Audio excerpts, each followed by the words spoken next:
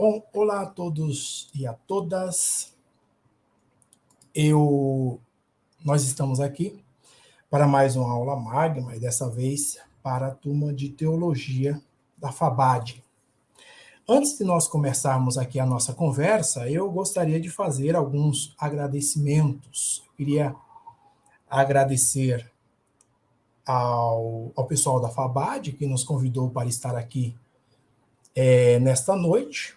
Agradecer ao Denilson Matos, que nos formalizou o convite para estar aqui, bem como àqueles que estão nos bastidores desta nossa aula, nos bastidores da nossa aula, dando-nos o suporte do qual nós precisamos, em especial na pessoa do Heitor, que está aí nos dando todo o apoio, tudo aquilo que nós necessitamos para esta aula magma. Bom, a primeira coisa que eu gostaria de fazer, a segunda coisa que eu gostaria de fazer, depois desses breves agradecimentos, é falar um pouquinho a você que está nos assistindo, falar um pouquinho sobre nós, sobre aquilo que somos e o porquê nós estamos aqui nesta noite e a causa pela qual estamos aqui nesta noite. Bom, eu sou o professor Francis Cleivito, eu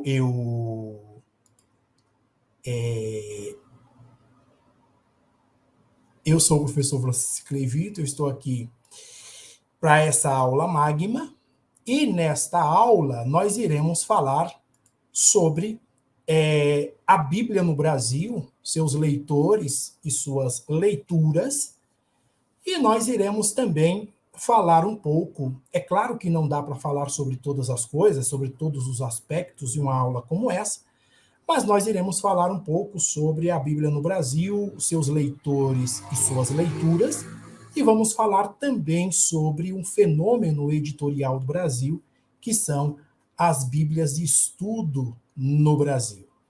Então, o nosso intuito é dividir a nossa aula em duas partes curtas, para que nós consigamos não apenas falar um pouco sobre o cenário de leitura e leitores da Bíblia no Brasil, mas também falarmos sobre as Bíblias de estudos no Brasil, pelo menos dar um amparado. Bom, eu sou... daqui a pouco eu coloco o slide da aula para vocês aí, para vocês darem uma acompanhada, mas eu sou professor, não é? Professor, inclusive, da área secular e da área de teologia. Sou graduado em teologia, graduado em letras e graduado também em pedagogia, com pós-graduação em psicopedagogia e também em ensino religioso. Fiz o mestrado em letras e faço também o doutorado em letras, estudando exatamente o mercado editorial brasileiro de Bíblias e como esse mercado tem crescido e como esse mercado tem se feito conhecer, não é? Então, a ideia de hoje é que nós exploremos um pouco essa minha pesquisa, as minhas pesquisas. É claro que nós faremos aqui um recorte, né? Olharemos para essas pesquisas sobre um recorte em especial, mas só para que vocês tenham uma ideia daquilo que nós estamos fazendo e das áreas com as quais nós estamos lidando, os pontos que nós estamos estudando e como nós estamos estudando estes pontos. Então, nós teremos um momento geral de apresentação aqui, como eu disse, que será dividido em 3 partes, e nós teremos um segundo momento de perguntas e respostas.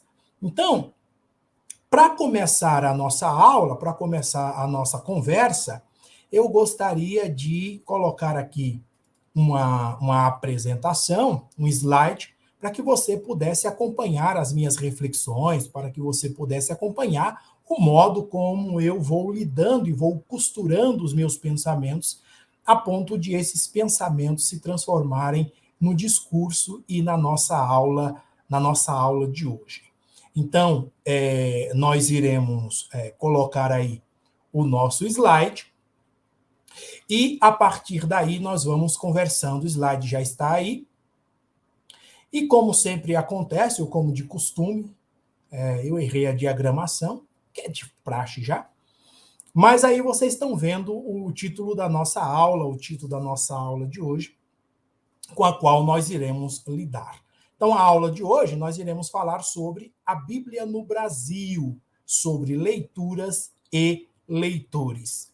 A Bíblia no Brasil, sobre leituras e leitores. Como eu disse, essa é parte da minha pesquisa doutoral, que eu vou apresentar aos irmãos aqui, que eu vou conversar com os irmãos a respeito disso, e nós outros iremos depois conversar mais aprofundadamente sobre as coisas com as quais eu irei lidar aqui, as coisas que eu irei tratar aqui. Então, a nossa palestra tem como título A Bíblia no Brasil, sobre leitores e leituras, e o nosso intuito primordial é pensar o seguinte, pensar sobre como a Bíblia está sendo lida no Brasil, se a Bíblia está sendo lida no Brasil, quais são os elementos materiais que nos dão pistas sobre a leitura da Bíblia no Brasil. Vamos olhar também para um fenômeno editorial gigantesco, que são as Bíblias de estudo no Brasil, e como essas Bíblias têm influenciado a nossa compreensão, o nosso modo de compreender o texto bíblico. E, logo depois, nós vamos fazer algumas considerações básicas acerca do nosso trabalho aqui. Bom, uma das coisas que todo aquele que lida com Bíblia, que lida com o discurso religioso, que lida com a esfera religiosa, uma das primeiras coisas que nós poderíamos falar e sobre a qual nós poderíamos falar é sobre a crença que todo o cristão evangélico, todo cristão em geral, mas os evangélicos em especial, tem a respeito da Bíblia. Qual a ideia que os evangélicos têm a respeito da Bíblia? E para falar um pouco sobre isso, eu trouxe para nós um trecho da Declaração de Fé das Assembleias de Deus, para que a gente pense um pouquinho sobre aquilo que diz a declaração, sobre as nossas percepções acerca da leitura bíblica, e como essas percepções têm sido entendidas pelas pessoas que estudam a Bíblia e as suas leituras. Bom, a Declaração de Fé das Assembleias de Deus, que é um documento relativamente novo, ele é de 2017, né? Se você considerar que as Assembleias de Deus no Brasil, o segundo maior grupo religioso do Brasil, tem mais de 100 anos, a sua declaração é relativamente recente. A sua primeira publicação, a sua primeira edição, é de 2017. Portanto, lá na Declaração de Fé das Assembleias de Deus está dito o seguinte: a Bíblia é a mensagem clara, objetiva, entendível, completa e amorosa de Deus. A Bíblia é a mensagem clara, objetiva, entendível, completa e amorosa de Deus, cujo alvo principal é persuasão, é pela persuasão do Espírito Santo, levarmos à redenção em Jesus Cristo. Nós a interpretamos sob a orientação do Espírito Santo, observando as regras gramaticais e o contexto histórico e literário. A Bíblia, continua a declaração, fornece-nos ainda o conhecimento essencial e indispensável à nossa comunhão com o Pai Celeste e com o nosso próximo. Portanto, quando você olha para a declaração de fé das Assembleias de Deus, uma das coisas que parece soltar à nossa vista é a ideia de que este grupo cristão, as Assembleias de Deus, bem como todos os pentecostais que vieram depois dela, dão muito valor às Escrituras Sagradas e à sua leitura. Note você, caso você não tenha percebido, note você que desde a década de 30, as Assembleias de Deus no Brasil têm um cremos. Note, há uma diferença fundamental, uma diferença discursiva, uma diferença editorial, uma diferença entre o cremos e a declaração de fé.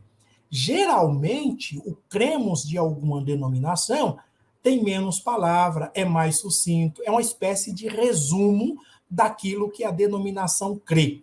enquanto que a declaração de fé é um documento mais extenso, maior, mais elaborado e assim por diante.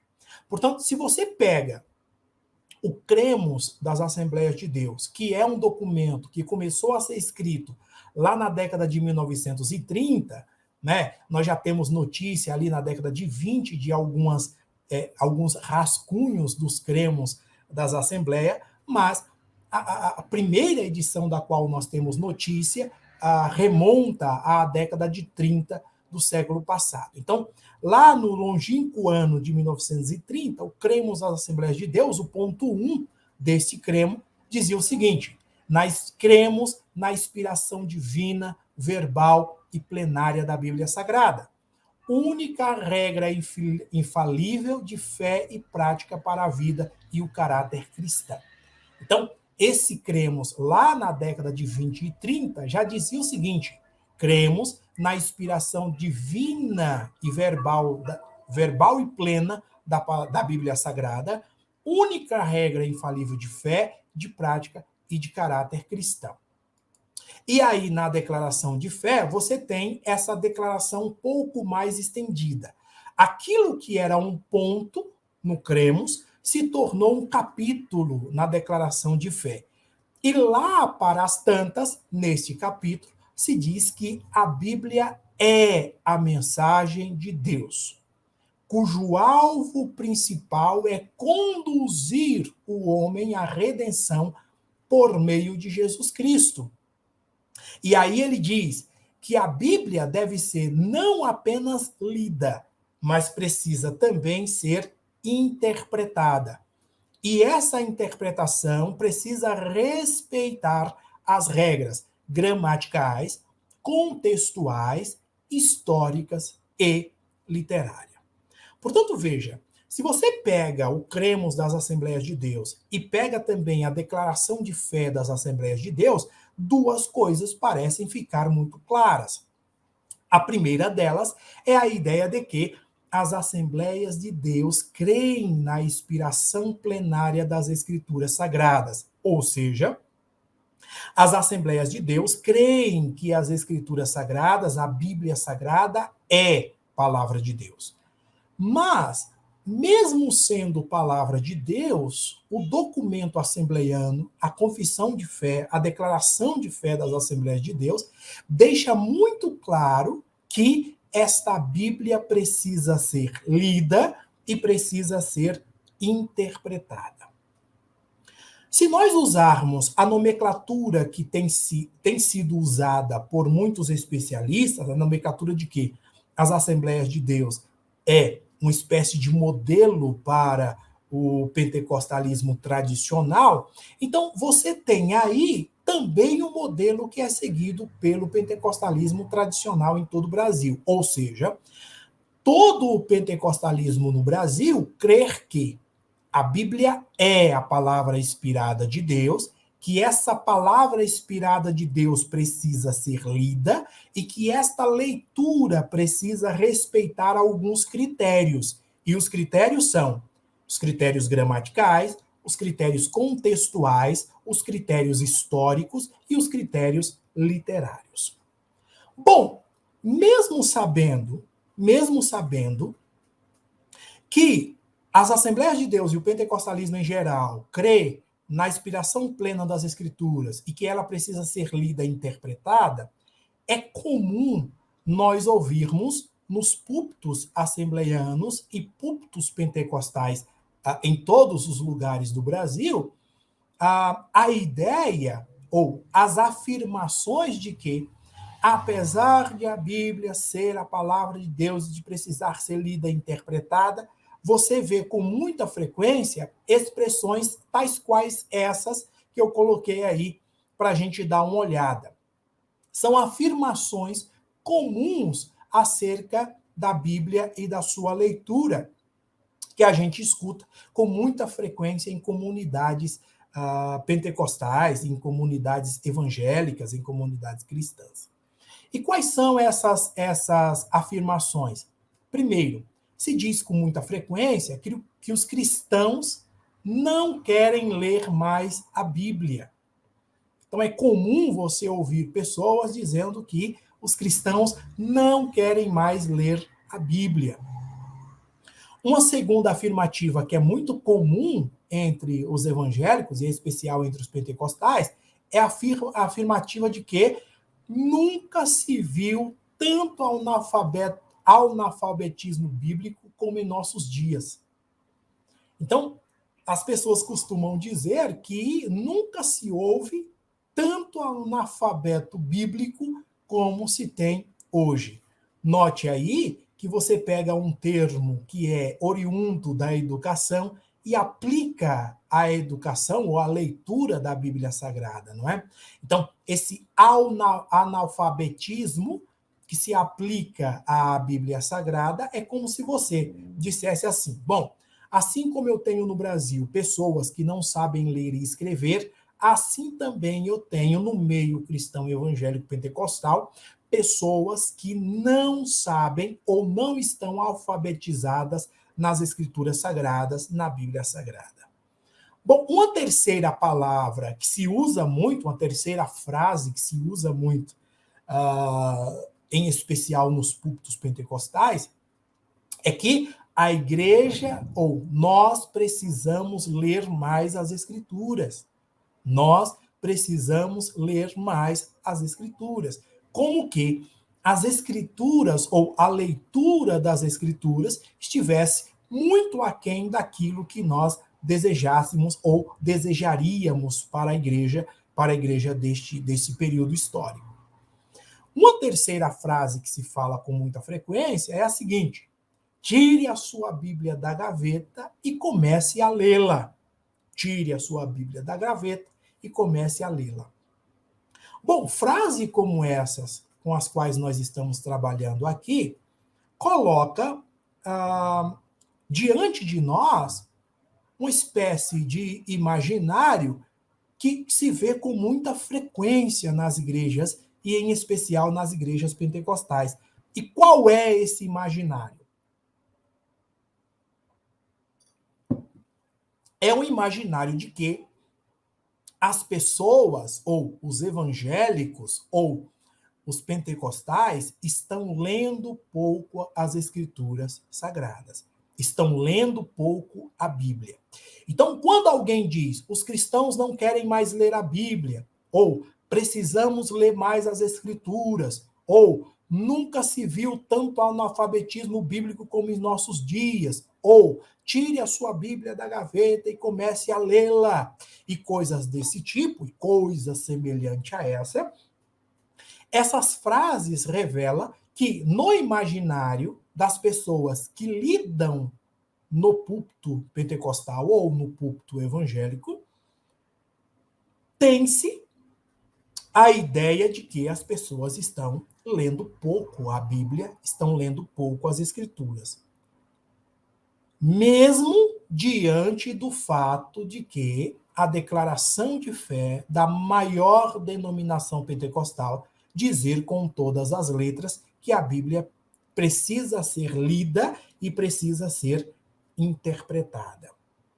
Então, quando a gente vê essa declaração de fé, quando a gente vê essa afirmação da declaração de fé, e a gente compara com essas afirmativas que se ouve com muita frequência, a primeira pergunta que nos vem à mente é a seguinte: gente, será que as pessoas estão mesmo lendo pouco a Bíblia? Será que as pessoas estão lendo pouco mesmo as Escrituras? Bom, uma das coisas que a gente precisa pensar é o seguinte: quando você olha essas frases, nós estamos nos baseando no imaginário dos púlpitos cristãos evangélicos pentecostais. E por que eu digo isso? Eu digo isso porque quando você pega as pesquisas, quando você pega os números, quando você pega aquelas pesquisas que estão ao nosso alcance, o que se nota é algo absolutamente diferente disso que está aí.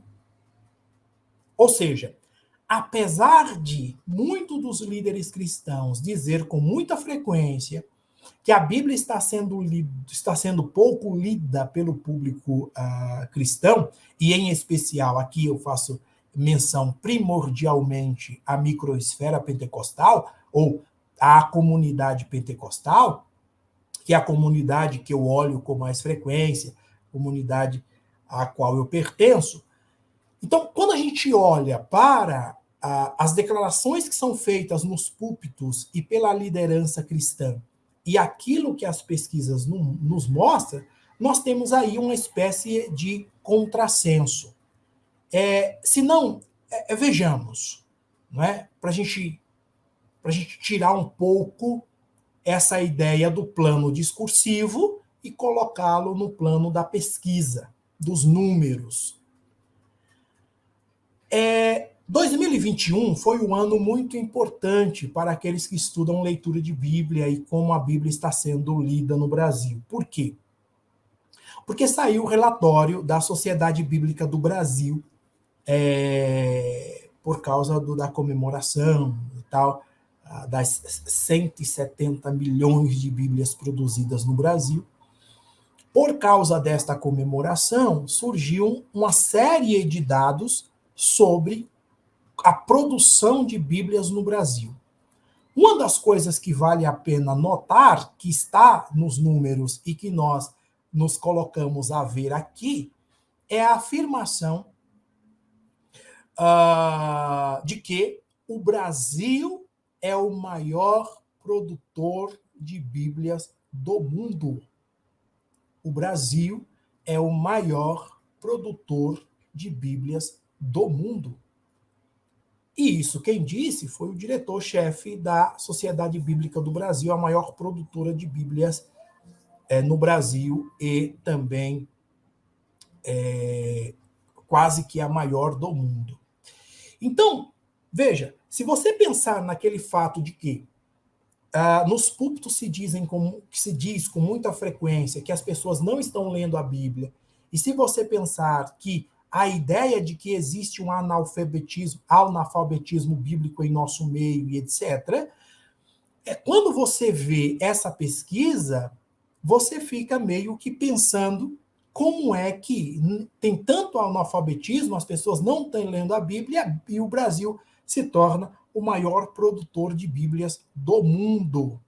Só para você ter uma ideia de como isso é importante, de como esses números são reveladores, basta olhar alguns dados que a pesquisa nos mostra. E aí eu vou citar rapidamente alguns desses dados para que a gente tenha uma ideia daquilo que é posto e eu vou comentando rapidamente cada um deles. No que diz respeito à produção de Bíblias, o Brasil hoje produz Bíblias e exporta essas Bíblias para 140 países do mundo.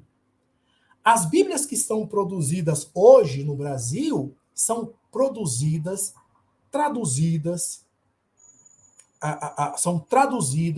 produzidas e distribuídas em 30 línguas diferentes, em 30 idiomas diferentes. E são 30 idiomas diferentes que são lançadas, essas Bíblias são lançadas a 140 países diferentes do mundo. E vale lembrar que isso é dado de 2021. 2021.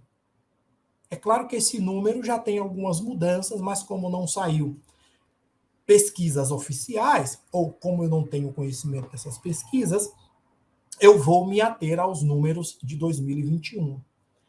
E isso foi tão impactante para o mercado editorial e para a mídia em geral, que sites ou jornais grandes como o Estadão, Folha de São Paulo, a BBC no Brasil, a Isto É no Brasil, começou a noticiar esse fato, porque o Brasil estava exportando Bíblias.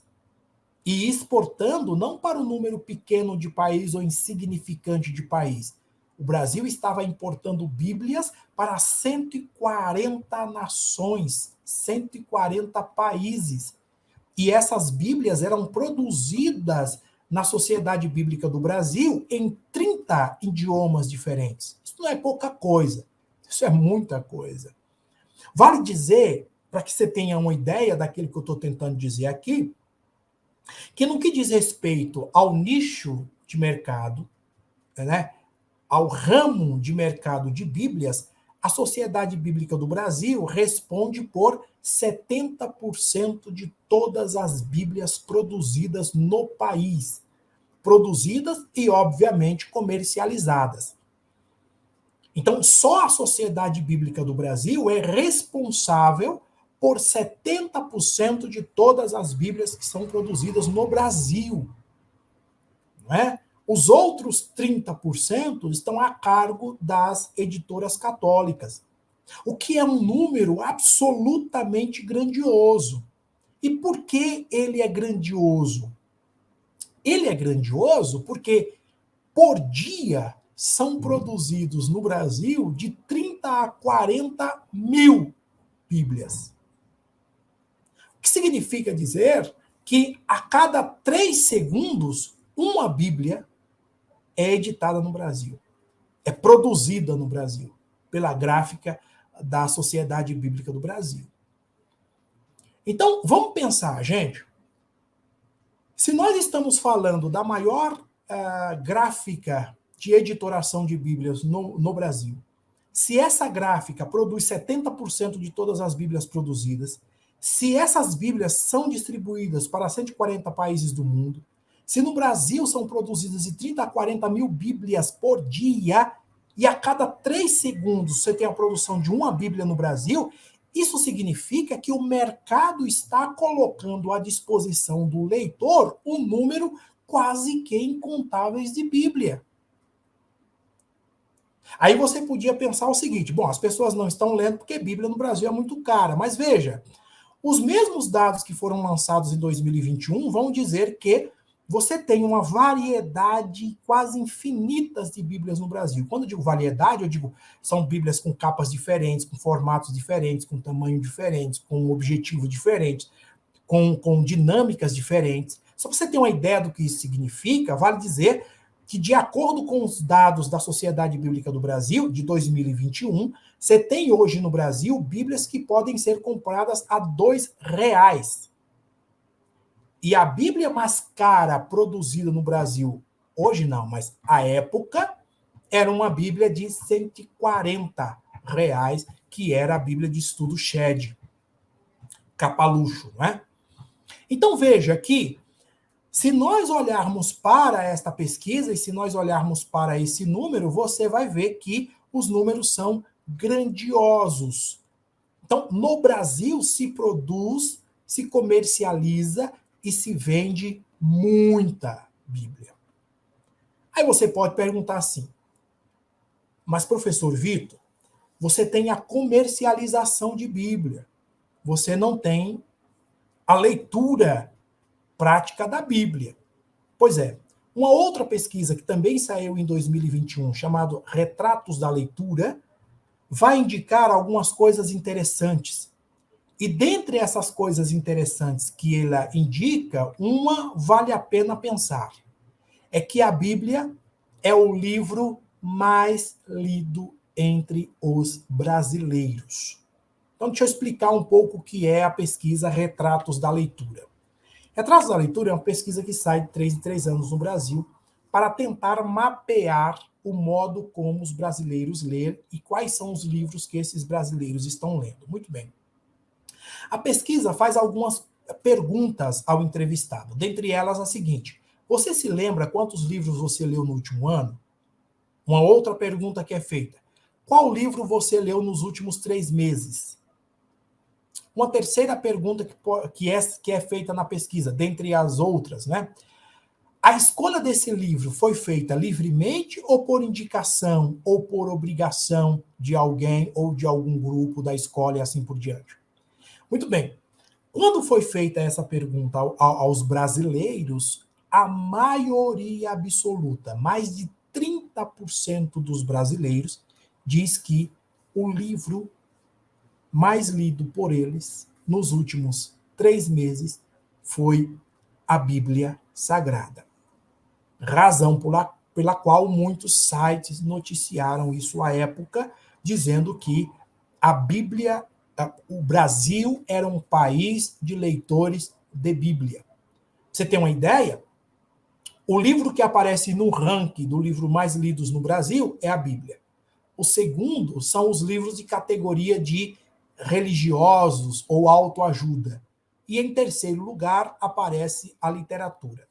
Mas aqui tem uma questão interessante que a gente precisa lembrar. As leituras de literatura que aparecem em terceiro lugar, geralmente são leituras por indicação.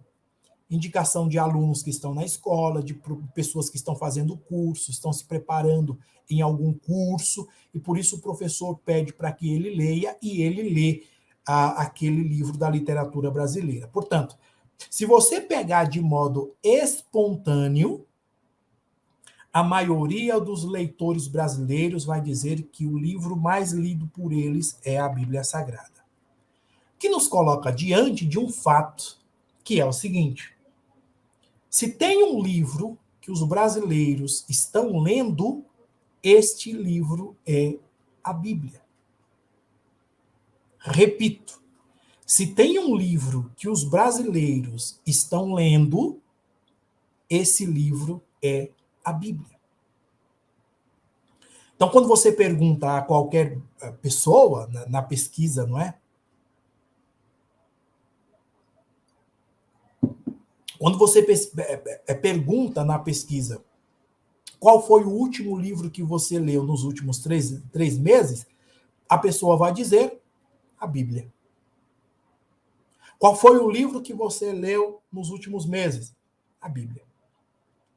Portanto, a Bíblia é o livro, de acordo com a pesquisa Retratos da Leitura, cujos últimos dados são de 2021. De acordo com essa pesquisa, o livro mais lido entre os brasileiros é a Bíblia Sagrada. Então, se você toma essas duas pesquisas como base, ou seja, se você toma como base a pesquisa que foi levada a público pela Sociedade Bíblica do Brasil e a pesquisa Retratos da Leitura, que foi levada a público em 2021, Retratos da Leitura é uma pesquisa que sai de tempos em tempos. E essa a qual eu estou me referindo é a de 2021, portanto, a 6ª edição da pesquisa Retratos da Leitura.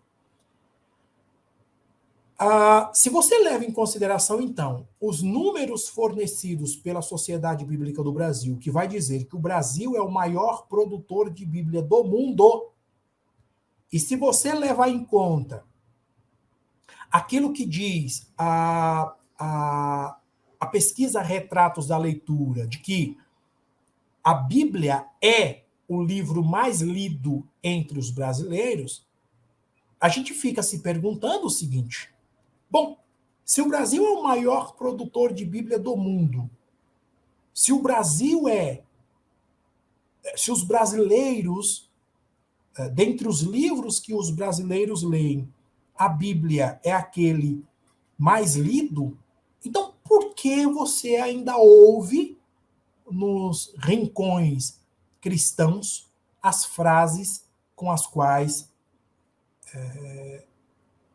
as frases que eu já disse aí para os senhores? Isto é, os cristãos não querem mais ler a Bíblia, há um analfabetismo bíblico em nosso país, precisamos ler mais as Escrituras e assim por diante. Qual é o motivo pelo qual nós ainda ouvimos esse tipo de afirmação? Porque, veja, se você olha para a realidade eclesial, se você olha para a realidade da igreja, é isso que você vai ouvir. Então, a ideia que vai habitar o seu íntimo, o seu interior, é a ideia de que ninguém está lendo a Bíblia. Isso quando você se volta para a realidade eclesial. Quando você se volta para os números, as pesquisas empíricas com as quais nós temos relação e às quais nós temos acesso, aí a sua visão é outra, né? Se o Brasil é o país que mais produz Bíblia no mundo, e se os brasileiros são os maiores leitores da Bíblia, o livro que os brasileiros mais leem são a Bíblia Sagrada. Então, a pergunta que nós deveríamos fazer é a seguinte: então, por que há esse descompasso entre aquilo que as pesquisas mostram e aquilo que as pessoas dizem? Não é? Isso é uma pergunta fundamental para aqueles que lidam com a realidade, com a realidade evangélica, pentecostal, assembleiana e assim por diante. Bom, aqui eu vou apresentar rapidamente algumas hipóteses com as quais nós poderíamos trabalhar. Note, são só hipóteses, são pensamentos que eu desenvolvo a partir da minha pesquisa e das minhas leituras. Isso não quer dizer necessariamente que isso seja uma verdade cabal e tal. Elas podem se firmar ou não quando a pesquisa vai andando e quando a gente vai desenvolvendo os nossos pensamentos.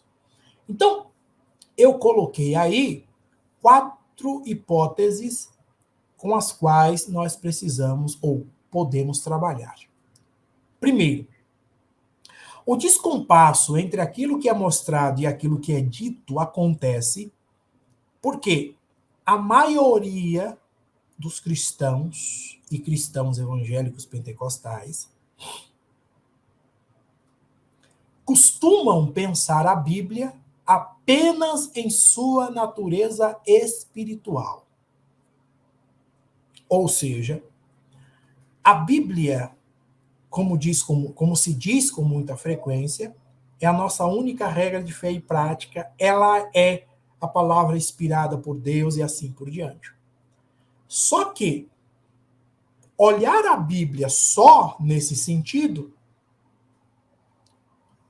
faz com que nós não consideremos outras características que estão juntas na Bíblia Sagrada. A Bíblia não é só um livro de espiritualidades. Ele não é só a nossa regra de fé e de prática. Ele é também um produto. A Bíblia é também um produto. Não por acaso, como nós acabamos de ver, você tem preços diferentes, tamanhos diferentes e, portanto, valorizações mercadológicas diferentes acerca da Bíblia. Então, quando eu vou olhar a Bíblia, eu não posso olhá-la apenas em suas características espirituais. Eu preciso olhá-la também como um produto de mercado. Eu preciso olhar também a sua materialidade. Quando eu digo isso, eu não estou negando em absoluto que a Bíblia não tenha uma série ou um número grandioso de Bíblias que estão sendo doadas no Brasil. Mas essa doação também é fruto direto de uma aplicação econômica. Não é à toa que, em 2021, a própria Sociedade Bíblica do Brasil dizia que, por ano, são investidos mais de R$1 milhão na produção, preparação, editoração, revisão, tradução da Bíblia Sagrada. Então, ela, para além da sua característica espiritual, é também um produto de mercado. Aí você tem a tal da materialidade da Bíblia Sagrada. Uma segunda hipótese que se levanta para ver como a discrepância entre uma coisa e outra se apresenta é que nós estamos pensando a Bíblia como um único livro. Quando a pesquisa Retratos da Leitura pensa ou pergunta ao leitor que livro você está lendo, e ele responde, estou lendo a Bíblia, é óbvio que esse leitor está pensando na Bíblia como um livro uníssono. E como nós aprendemos desde o discipulado, nos primeiros anos da nossa conversão, ou para aqueles que estão chegando e etc., vale a pena lembrar que a Bíblia não é um livro. A Bíblia, como o próprio nome diz, é um conjunto de livros. O que significa dizer o seguinte: como a Bíblia evangélica pentecostal tem 66 livros, 39 no Antigo e 27 no Novo Testamento, você há de considerar que esta pessoa, para ler a Bíblia toda, levará um espaço de tempo considerável. Né? Então, quando eu olho para esses números, eu tenho que pensar que a Bíblia não pode ser considerada simplesmente como um único livro, mas como um conjunto de livros, como uma teia de livros, né? Como um texto, né? Com muitos fios. E por que eu digo isso? Porque esses muitos fios é que vão dando sentido. Aquilo que alguns teólogos vão chamar de revelação progressiva da Bíblia Sagrada. Portanto, nós temos que considerar que a Bíblia não é um livro único, ela é um conjunto de 66 livros diferentes, o que indica que aquele que se pôs a ler a Bíblia vai ler a Bíblia, mas vai ler a Bíblia em um tempo considerável, porque ela é um conjunto de livros composto por 66 livros. Isto na tradição evangélica e na tradição pentecostal. Terceiro ponto que a gente precisa observar, e esse é um ponto a respeito do qual eu gostaria de me deter um pouquinho, é que nós, quando pensamos que a Bíblia está sendo pouco lida, nós estamos pensando na Bíblia como um livro uniforme. Mas a Bíblia é, sobretudo, Bíblia como produto, é, sobretudo, um livro multiforme. Ela tem tamanhos diferentes, ela tem encadernações diferentes, ela tem preços diferentes e ela tem objetivos diferentes. Veja aqui, e aqui eu vou abrir um pequeno parêntese para falar a respeito das Bíblias de estudo. Um dos sucessos, um dos maiores sucessos no que diz respeito à produção, circulação, venda, comercialização de Bíblia são as Bíblias de estudo, sem dúvida. Não é? O que são Bíblias de estudo? São Bíblias que trazem consigo algumas características, como nota de rodapé explicativa, introdução aos livros, ilustrações para demonstrar aquilo que está sendo posto e assim por diante. Daí o porquê na minha pesquisa eu chamo essas Bíblias de Bíblias com notas. Por quê? Porque na tradição católica romana, as Bíblias que aparecem com nota de rodapé não se chamam Bíblias de estudo, se chamam Bíblia Sagrada. A única diferença é que quando você abre, você encontra lá introdução ao livro, nota de rodapé e assim por diante. No caso dos evangélicos pentecostais, essas Bíblias vieram ao mercado adjetivadas, isto é, elas vieram com um nome específico. Elas não chamam só Bíblia de estudo, elas se chamam Bíblia de estudo tal e tal. Por que eu digo Bíblia de estudo tal e tal? Porque as Bíblias de estudo são tão variadas que fica até difícil a gente acompanhar a produção, circulação e comercialização dessas Bíblias. Contudo, para a gente ter uma ideia mais ou menos clara do que isso significa, basta ver, por exemplo, o maior sucesso editorial de Bíblias de estudos no Brasil, que é a Bíblia de Estudo Pentecostal. A Bíblia de Estudo Pentecostal, que foi editada pela Casa Publicadora das Assembleias de Deus, a CPAD, lá no longínquo ano de 2005, 2004, enfim. A Bíblia de Estudo Pentecostal é um sucesso editorial gigantesco para qualquer mercado editorial. Porque, de acordo com dados de 2020, de acordo com dados de 2010, né? Ela já tinha vendido 1.500.000 cópias. 1.500.000 exemplares.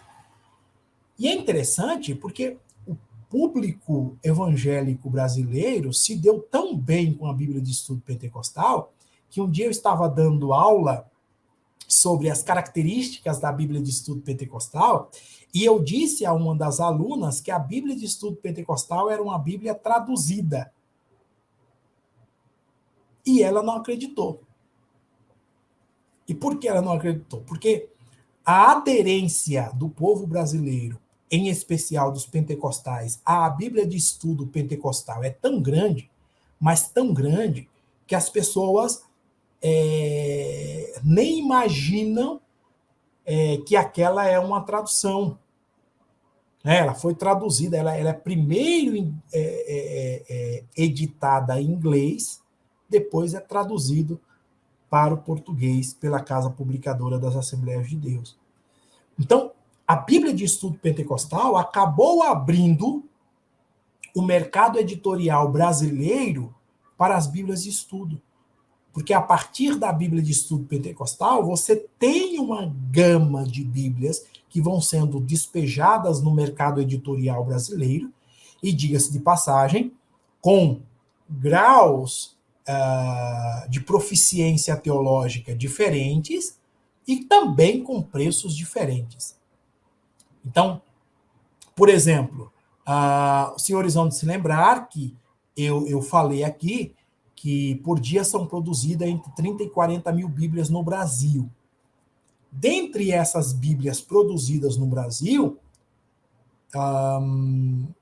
tem-se dito que 30% dessas Bíblias são Bíblias de estudo. Então, se você pegar os números cheios, inteiros, você vai ter que dizer o seguinte, ó, se eu produzo no Brasil 30 mil Bíblias por dia, 10 mil dessas Bíblias são Bíblias de estudo, ou Bíblias com notas.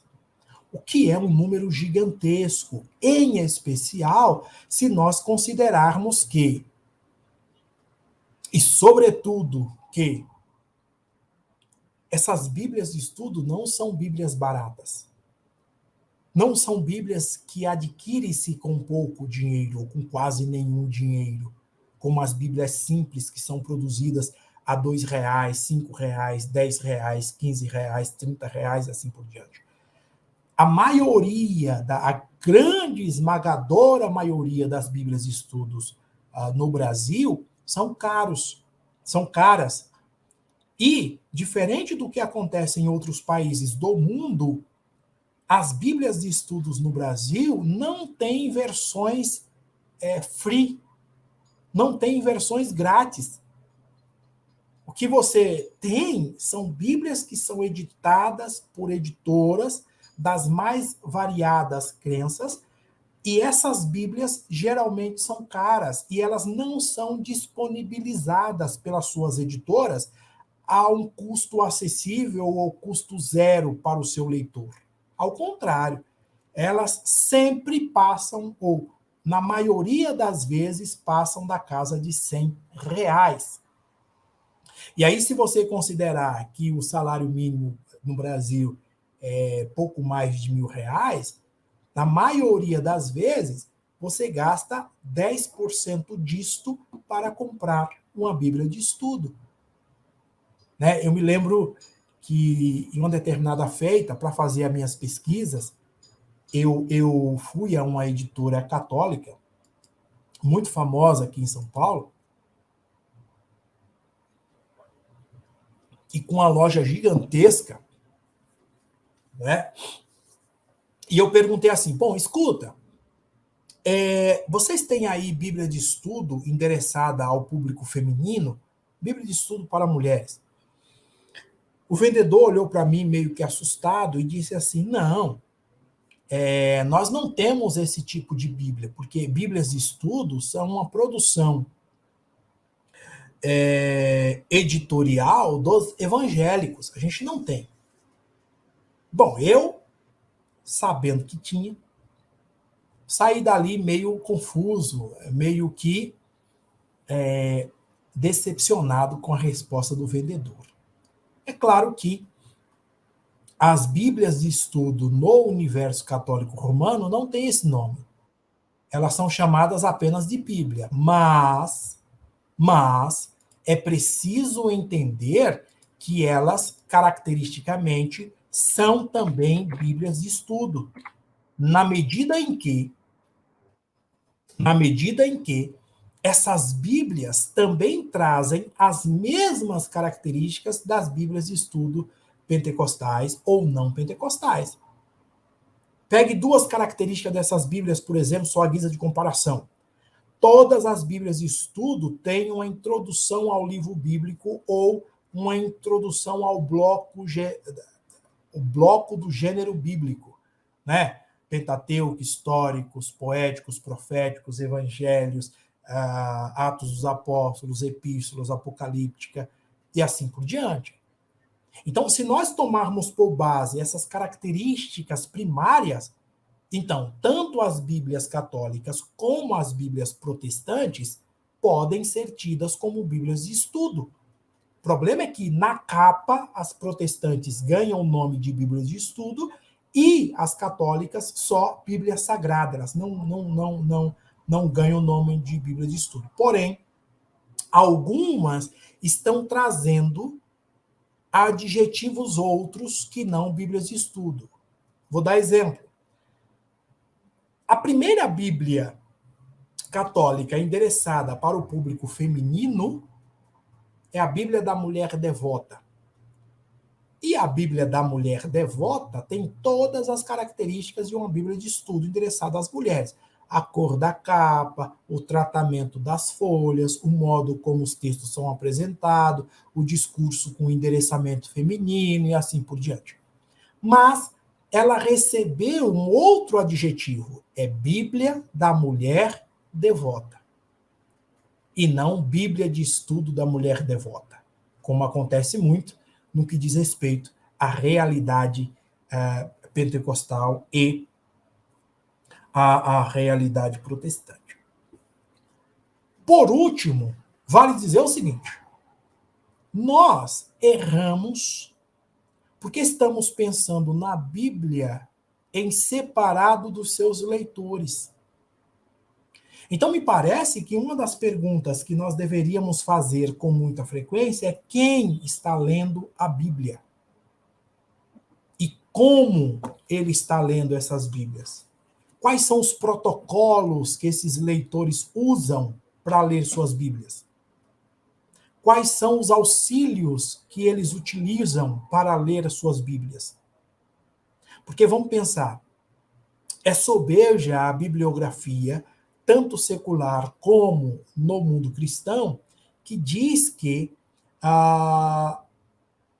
é desejável que ao ler a sua Bíblia você seja ajudado por um intérprete, seja ele o pastor, o padre, o professor, o teólogo e assim por diante. Só que, no contemporâneo, em nossos dias, esse ajudante de leitura, esse auxiliar para a leitura, é um auxiliar, entre aspas, virtual. Por quê? Porque eu pego uma Bíblia de estudo, leio um trecho bíblico, olho como aquele texto é interpretado naquela Bíblia que eu uso, e a partir dali eu crio um discurso e uma crença a respeito daquele texto. Veja que o meu intérprete não é mais o bispo, o padre, o pastor, o pregador, o professor, o teólogo. O meu ajudante, o meu auxiliar na interpretação é virtual. É as cabeças ou o cabeça que escreveu aquela Bíblia. Portanto, veja, o que nós trocamos aí foi de lugar de auxílio. O protocolo de leitura mudou. O modo como eu leio a Bíblia mudou. E aí nós precisávamos entender o seguinte, Se o meu ajudador, se o meu auxiliar, se o meu intérprete não é mais uma pessoa, digamos, de carne e osso, não é mais alguém com quem eu convivo, não é mais o pastor da minha igreja, não é mais o professor da minha escola dominical. Se é, sobretudo, esse auxiliar virtual, quais são os resultados que isso pode causar na minha leitura e na minha compreensão do texto? Então, dizer que as pessoas não estão lendo Bíblia me parece incorreto. Elas estão lendo. Me parece que o que se pode questionar aqui é o modo como essas pessoas estão lendo essas Bíblias. Só para completar, o que eu estava tentando dizer aqui é o seguinte: então nós temos que mudar o nosso foco de percepção. Deixar de perguntar, ou melhor, perguntar se as pessoas estão lendo a Bíblia, mas perguntar também o como eles estão lendo a Bíblia. E é isso que fará a diferença no que diz respeito à nossa compreensão das coisas. Muito obrigado a todos e a todas.